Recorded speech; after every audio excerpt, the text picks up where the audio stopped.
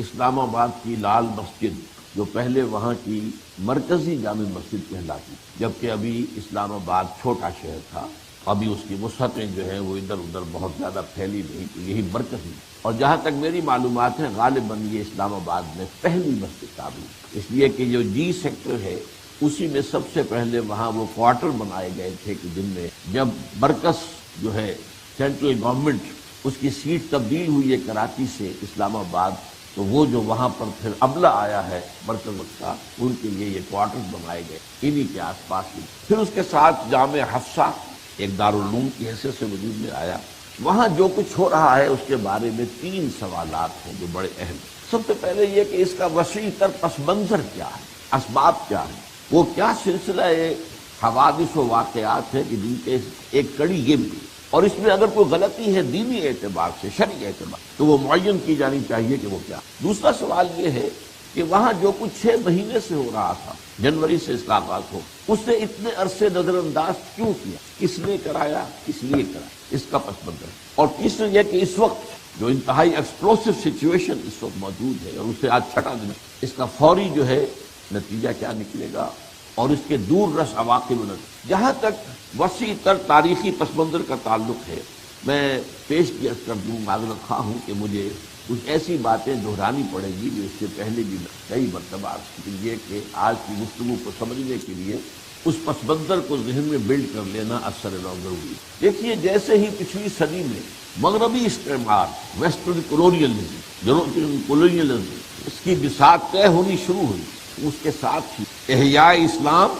اور ملت اسلامی کی نشت ثانیہ کا ایک جذبہ بھی پروان چڑھنا، کہ اس کا فطری نتیجہ تھا کہ جیسے کوئی آدمی نیند سے بیدار ہوتا ہے تو ہم گویا کہ ایک نیند کی کیفیت میں تھے، ہم پر انگریز حکمران تھا، کہیں فرانسیسی حکمران تھے، کہیں کوئی اور ولندیزی اسپانوی حکمران، تو ظاہر بات ہے کہ اس وقت ہماری خودی دبی ہوئی تھی اور ہماری خود شعوری جو ہے وہ بھی بجھی ہوئی۔ لیکن جب ہم تھوڑے تھوڑے آزاد ہونے شروع ہوئے تو گویا سے ایک طریقے سے ہم نیند سے بیدار ہوئے، تو ہمیں یاد آیا کہ ہمارا ایک نظام تھا، ہمارا ایک شاندار مان تھا، ہمارا ایک قانون ہے، ہمارا ایک نظام حیات ہے، اسے دوبارہ جو ہے بروئے کار لایا جائے، اس کے سامنے لایا جائے، اس پر عمل کیا جائے، اسے زندہ کیا جائے، اس کا احیاء کیا جائے۔ اس جذبے نے پورے عالم اسلام میں مختلف نوع قسم کی تحریکوں اور جماعتوں کو جگہ۔ لیکن 2 باتیں نوٹ کر لیجئے کہ ایک تو یہ تمام تحریکیں جن کا میں ابھی لسٹ آپ کے سامنے رکھ، یہ کنٹمپریری کہلائیں گی، ہم عصر۔ ان میں سے یہ نہیں ہے کہ ایک کے نتیجے میں دوسری پیدا ہوئی، دوسری کے نتیجے میں، بلکہ یہ ایک ہی وقت میں ابھری، اور ان کے پشت پر ایک ہی جذبہ کار فرما۔ کبھی نعیم صدیقی صاحب نے کھیل کہا تھا بہت عمدہ، اس صورتحال کی ڈپیکٹ کرنے کے لیے، ہے ایک ہی جذبہ، کہیں واضح کہیں مبہم، ہے ایک ہی نغمہ،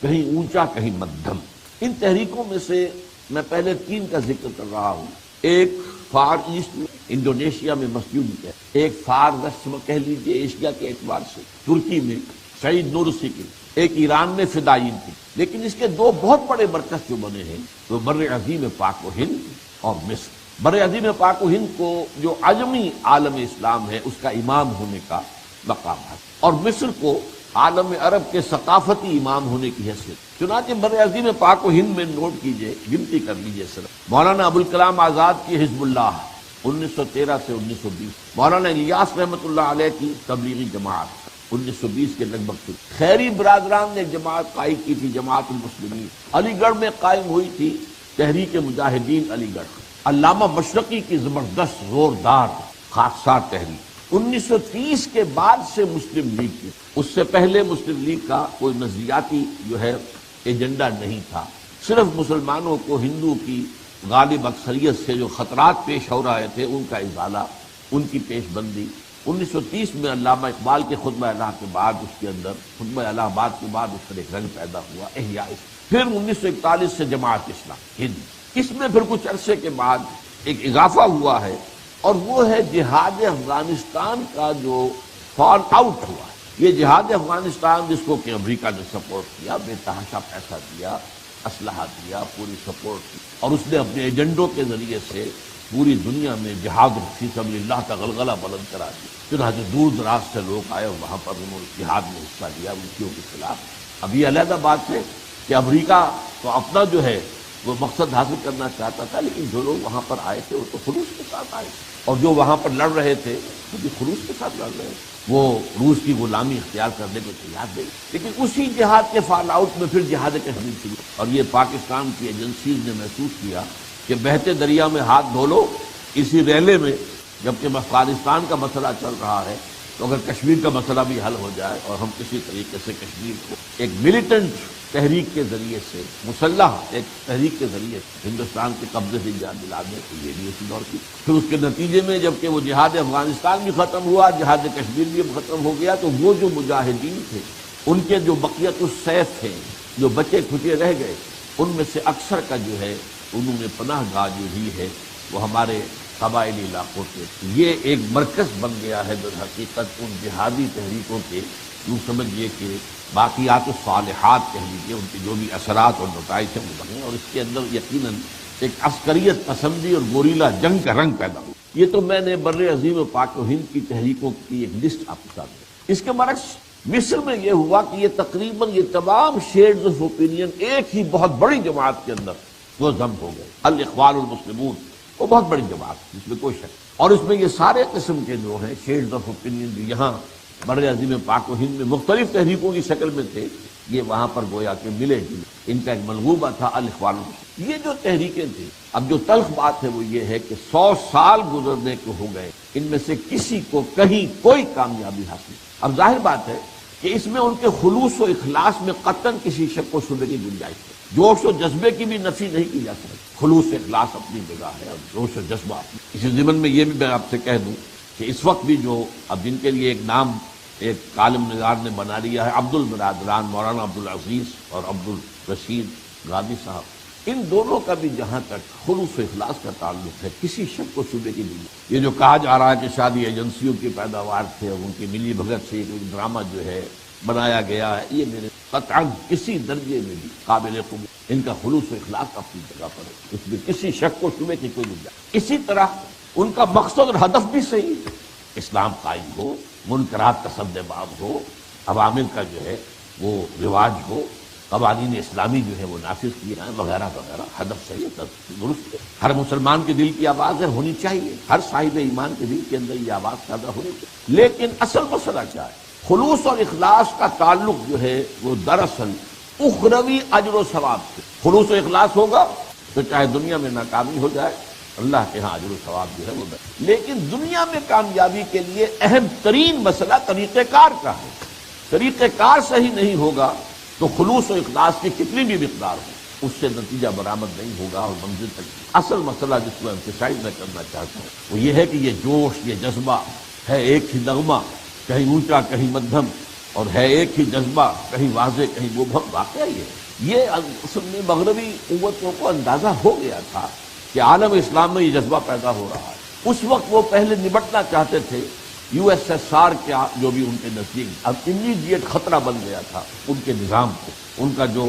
عالمی طاغوتی نظام ہے اس کے لیے کمیونزم بہت بڑا خطرہ بن کر، چیلنج بن کر سامنے آیا. تو اس سے نمٹنے میں تھے. تقریباً نصف صدی پچھلی جو ہے وہ کولڈ وار میں انہوں نے گزاری ہے، اور اس میں بلکہ مسلمانوں سے اور دوسروں بھی ہندوؤں سے بھی مذہب کے حوالے سے تعاون چاہا. آپ میں سے جن لوگوں کے علم میں یہ بات پہلی دفعہ آ رہی ہوگی وہ حیران ہوں گے. ملینز کی تعداد میں دی گلوریس قرآن انگریزی میں چھاپ کر امریکہ نے اس زمانے میں عالم اسلام کے اندر تقسیم کر، مسلمانوں اپنے مذہب کی طرف آؤ، دیکھو یہ جو ہے کمیونسٹ، یہ تو خدا کے منکر ہیں، پھر سے دین کے منکر نہیں، یہ تو ملحد نہیں، تو یہ ہے. ہم یہ ہے بہرحال مذہبی لوگ ہیں، اللہ کو مانتے ہیں، اور ہمارے پاس ایک کتاب بھی ہے، ہم جیسس کے ماننے والے ہیں یا حضرت موسیٰ کے ماننے والے. اور اسی حوالے سے اپنشد اور گیتا کے جو ملینز کی تعداد میں انگریزی میں انہوں نے پھیلائے ہیں، تاکہ اس مذہب کے حوالے سے کسی طریقے سے وہ جو آن سلاٹ تھی اس وقت کی، جو امیڈیٹ خطرہ تھا ان کے سرمایہ دارانہ نظام کو، اور اس کے ذریعے سے کہ جو پوری یوں سمجھیے گلوبل ایکسپلائٹیشن وہ کر رہے تھے، تو پہلے تو انہوں نے اس کی روک تھام کی. لیکن انہیں اندیشہ ہو گیا تھا کہ عالم اسلام اس خطرے سے نمٹتے ہی ہمیں ایک دوسرے خطرے سے نمٹنا پڑے گا. لہذا یو ایس ایس آر کی تحلیل ہونے کے فوراً بعد انہوں نے اثر نو نیٹو کو جب آرگنائز کرنا شروع کیا، بلکہ اس کے اندر اور توسیع کی، تو سوال کیا لوگوں نے اب آپ کو کس کا خطرہ ہے؟ آپ کو کمیونزم کا خطرہ تھا، وہ تو مر چکا، اس کی تو لاش پڑی سڑ رہی ہے روس کے اندر۔ تو صاف کہہ دیا تھا نیٹو کے چیف نے، اب ہمیں اسلامک فنڈامنٹلزم کا خطرہ ہے۔ اسلام ایک نظام کی حیثیت سے ابھر کر کہیں سامنے اگر آ گیا تو ہمارے نظام کی موت ہے۔ سورج کے طلوع ہونے کے بعد ظاہر بات ہے کہ رات کی سیاہی جو ہے اس کا تو کوئی اثر باقی نہیں رہ سکتا، لہذا یہ خطرے کا انہیں پورا اندیشہ تھا، اور اس کے لیے انہوں نے پہلے سے سندباب کرنا شروع کر دیا تھا، ان کی پلاننگ شروع ہو چکی۔ اب یہ جو تحریکیں ابھری ہیں، ان میں سے ایک بات میں آپ کے بارے میں عرض کروں گا کہ میرے محدود معلومات کی حد تک ان میں سے کسی تحریک نے سوائے ایک کے جس کا بھی میں ذکر کروں گا طریقہ کار یا میتھوڈولوجی کی بحث نہیں کی۔ جذبہ ہے، جوش ہے، احیاء اسلام ہے، یہ کر لیں گے، اسلام آئے گا۔ علامہ اقبال نے بھی خوشخبریاں سنائی، کتاب ملت بیضا کی پھر شیرازہ بندی ہے، یہ شاخ ہاشمی کرنے کو ہے پھر برگوبر پہنے۔ یہ تو اب نیا ایک انقلاب آنے والا ہے، اور یہ جو اسلام ہے نکل کے صحرا سے جس نے روما کی سلطنت کو الٹ دیا تھا، سنا ہے یہ قدسیوں سے میں نے وہ شیر پھر ہوشیار ہوگا۔ اور مال جبریل میں جو ان کی نظم ہے وہ تو واقعہ یہ ہے کہ ایک طرح کی پیشن گوئی اور بڑی زوردار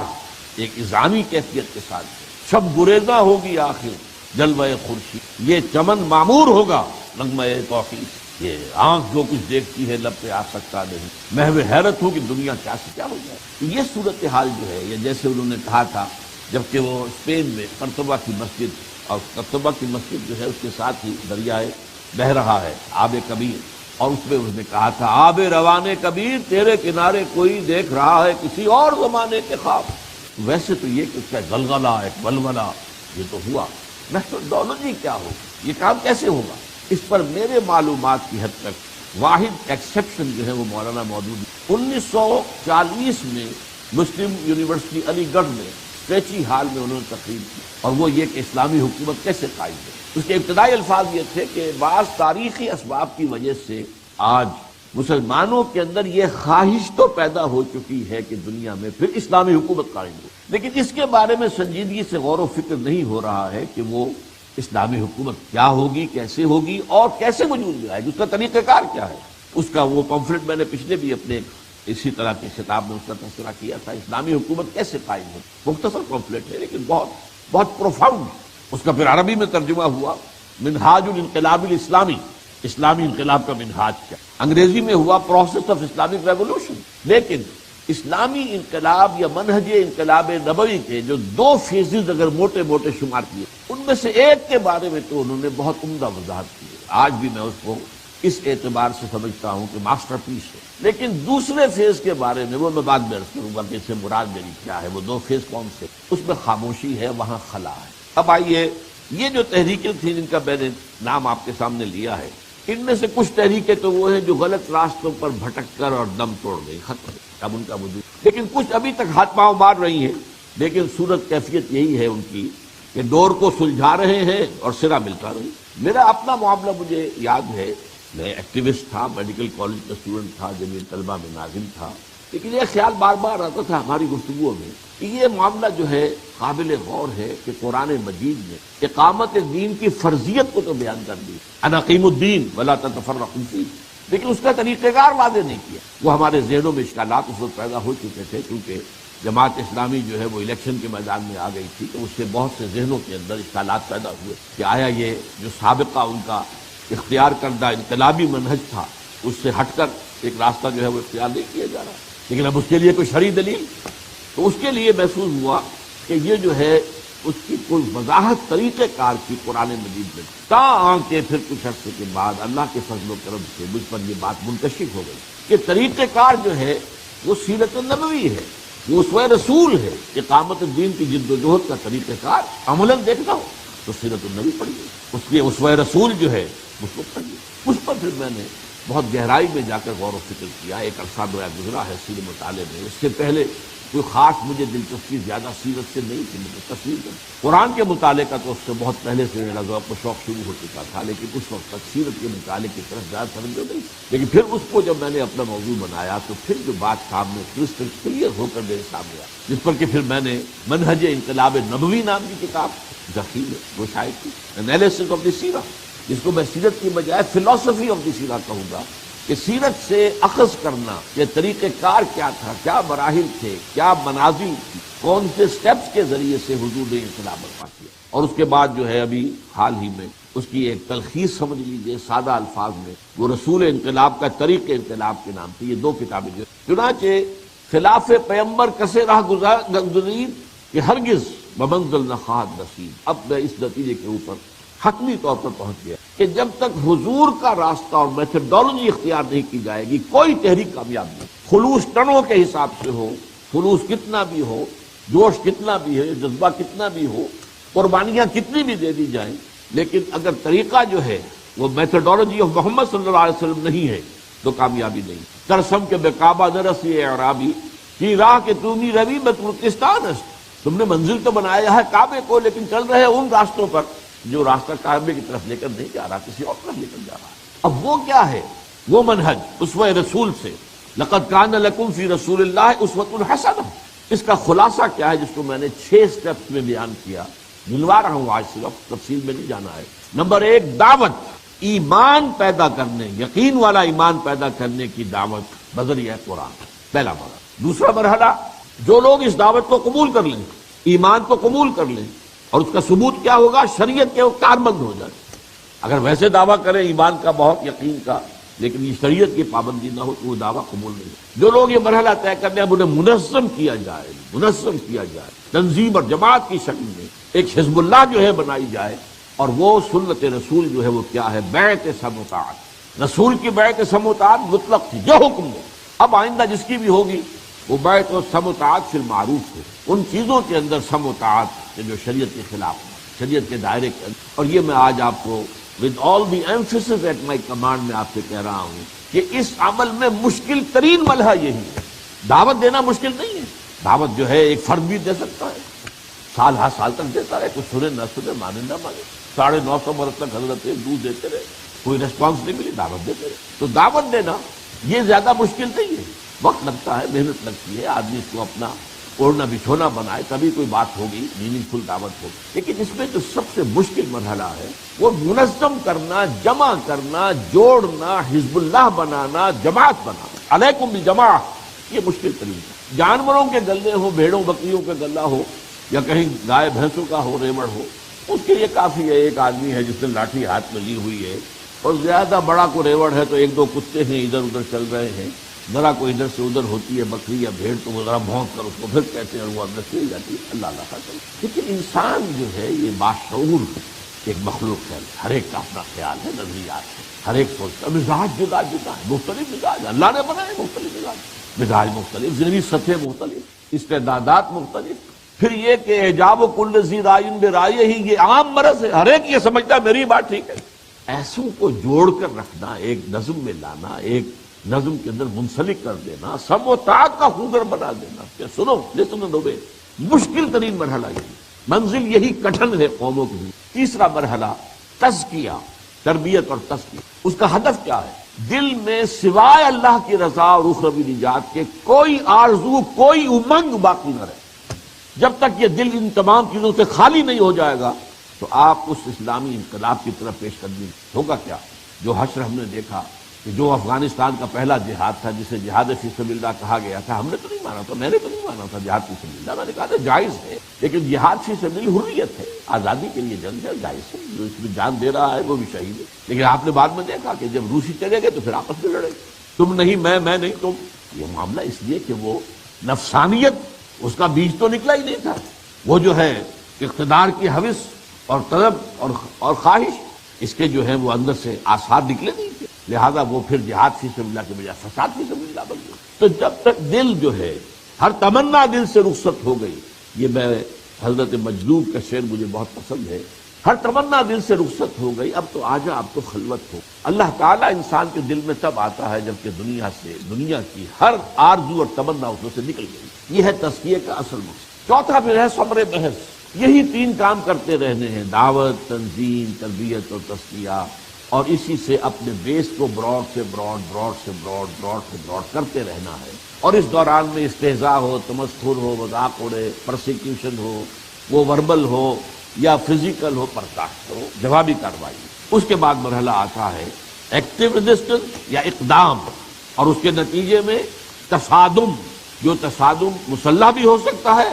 اور پرامن بھی ہو سکتا ہے۔ اب یہاں نوٹ کر لیجئے پہلے 3 یا 4 سلسلے کے اندر تو مولانا مودودی کا وہ کتاب تھا، میں آج بھی کہتا ہوں ماسٹر پیس، جو نقشہ انہوں نے کھینچا ہے کہ جب تک یہ کیفیت دعوت، اس کے نتیجے میں ذہنی اور فکری انقلاب، اخلاقی اور عملی انقلاب، اور یہ ایک معاشرے میں نفوذ تک آتا جائے، پھیلتا چلا جائے، اس کے بعد اگلے معاملے کے آ کر وہ ایک عجیب سی بات کہہ کر نکل گئے ہیں، دوسرا مرحلہ جو ہے اس کے بارے میں کہ جب اس معاشرے کے اندر یہ چیزیں معتدل حد تک پھیل جائیں گی تو پھر وہاں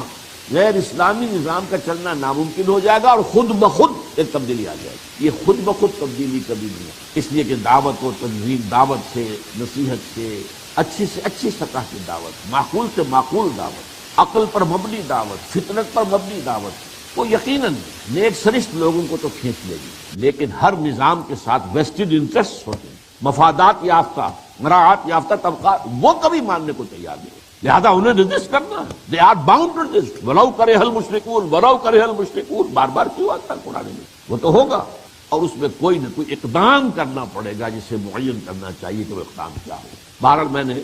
اپنی کتاب میں اسے واضح کیا ہے، میں ان 6 مرحلوں کو 2 میں نے کہا تھا کہ سمیٹتا ہوں علامہ اقبال کے اس شعر کی مطابق کہ پہلا مرحلہ کیا ہے؟ بانشہ درویشی درساز دمادم زم، اور دوسرا مرحلہ کیا ہے؟ کیوں پختہ شوی خدرا بر سلطنت جب زم۔ یہ ہے در حقیقت 2 مرحلے، پہلا درویشی ہے، دعوت ہے، تبلیغ ہے، اور لوگوں کو جمع کیا جا رہا ہے، دعوت کے لیے گھر گھر پر جا رہے ہیں، دستک دے رہے ہیں، ہر ایک آدمی کے دل کے دروازوں کو کھٹکھٹا رہے ہیں، یا مجمع عام میں بھی گفتگو ہو رہی ہے، عالم تو لہوں واسرر تو لہوں اسرارا،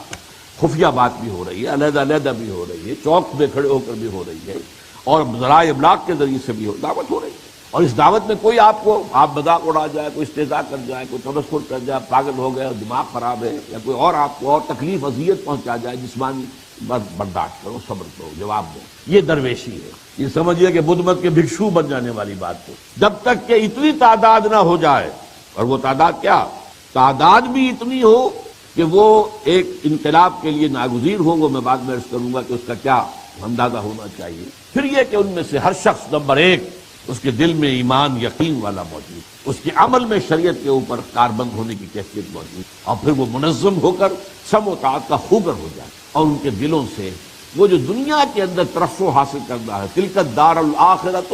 نجعلها للذین لا یریدون علوا فی الارض ولا فسادا، زمین میں کوئی فساد پیدا کرنا یا اپنا اقتدار حاصل کرنا پیش نہیں ہوتا ہے۔ تو یہ جب مرحلہ آ جائے تو پھر اب تصادم ہے، بانشہ درویشی درساز دمادم زن، کیوں پختہ شوی خدرا پر سلطنت جب زن۔ میں اس کے ضمن میں آج آپ کو ایک آیت اور بھی سنا رہا ہوں، سورہ نام کی آیت، وَأَنَّ هَذَا صِرَاطِي مُسْتَقِيمًا فَاتَّبِعُوهُ وَلَا تَتَّبِعُوا السُّبُلَ فَتَفَرَّقَ بِكُمْ عَنْ سَبِيلِهِ۔ دیکھو یہ میرا راستہ ہے، سیدھا راستہ، اس راستے کی جو میں نے جو مستنبط کیا ہے سیرت النبی سے، وہ ہے جو 6 نکات کا بیان ہے، یہ سیدھا راستہ ہے، اور ان کی پیروی کرنا اس کا لازم ہے، اس سے ادھر ادھر وَلَا تَتَّبِعُوا السُّبُلَ، ادھر ادھر کے راستے جو ہے پگڈنڈیوں پر نہ کہیں مڑ جانا، پھر وہ تمہیں اس صحیح سے سیدھے راستے سے ہٹا کر دے۔ اب ذرا نوٹ کیجئے، یہ جو تحریکیں کن سبل متفرقہ کے اندر بٹ گئی وہ کیا ہے؟ تھوڑا سا جائزہ لے لیتے کہ آج جو حال ہمارا ہے عالم اسلام کا، جوش کی کمی نہیں، جذبے کی کمی۔ اب ظاہر بات ہے خودکش حملے جو ہو رہے ہیں، اب جو شخص، جو مرد، جو عورت، نوجوان، لڑکا یا لڑکی اس کے لیے اپنے آپ کو پیش کر رہا ہے، اس کے جوش اور جذبے میں کوئی کمی ہے، وہ اپنی جان دینے کے لیے تیار ہے، جان ہتھیلی پر رکھ کر جا رہا ہے، جوش اور جذبے کی کمی ہے، اور اسی سے دنیا خائف ہو رہی ہے۔ لیکن یہ ہے کہ ظاہر بات ہے کہ اس کے باوجود ہمیں کوئی کامیابی کی طرف کوئی پیش قدمی نظر نہیں آ رہی، اور ان تحریکوں کا معاملہ وہی ہے، علامہ اقبال کے شعر میں سنا رہا ہوں کہ نشان راہ دکھاتے تھے جو ستاروں کو، ترس گئے ہیں کسی مرد راہداں کے لیے، یہ بھٹک رہے ہیں ادھر سے ادھر، ادھر سے ادھر، لیکن یہ کہ وہ سیدھے راستے کی طرف، وہ کیا ہے؟ سبل متفرقہ، وہ پگڈنڈیاں جن میں کہ لوگ اور تحریکیں بڑھ گئی۔ نمبر 1 انتخابات، آؤ جی الیکشن میں حصہ لو، اسلام کے نام پر لوگوں سے ووٹ مانگو، جب ان ووٹوں کی بنا پر تمہاری حکومت بن جائے گی تم اسلام نافذ کرو۔ سو سمپل، بہت سیدھی بات، بہت عمدہ نسخہ، بہت آسان نسخہ، ہینگ لگے نہ پھٹکڑی، کوئی جان کا کوئی اندیشہ نہیں اس کے اندر، کوئی جو ہے جانی قربانی کا مرحلہ اس میں آتا ہی نہیں، تو بڑا ہی لگا، دل کو لبھایا اس میں۔ کتنی بڑی بڑی تحریکیں اس صحرا میں جماعت اسلامی پاکستان